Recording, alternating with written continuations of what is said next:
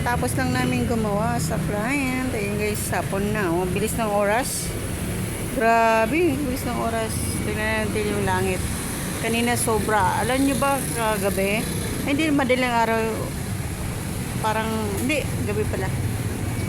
Sobra, grabe yung ano, yung kulog kidlat. Grabe, Diyos ko po, nakaka-nervous ba? Yung mga pusa natawa ko kasi habang kulog ng kulog, talon ng talon sila, hindi na alam ang gagawin nila. Kaya sabi ko, uy, ano bang nangyari sa inyo?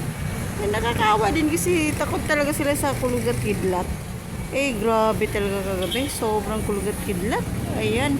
Kahit ako parang natatakot na rin kasi sobrang ano eh, lakas ng kulog. Ayan guys. Tapos buhos ang ulan. Grabe. Ayan, kakahinto lang rin sa ulan din guys. Ayan. So, dumidilim na naman yung langit oh. Ayan. So, magantay tayo. Maya to. Buhos na naman to. Grabe. Ayan. So, payong-payong nga. Dala tayo ng payong kasi mayroon pagkasakit guys. Ayan. Tingnan yung langit oh. Madilim na naman. Ayan. Ingat. God bless. God bless. Ayan guys.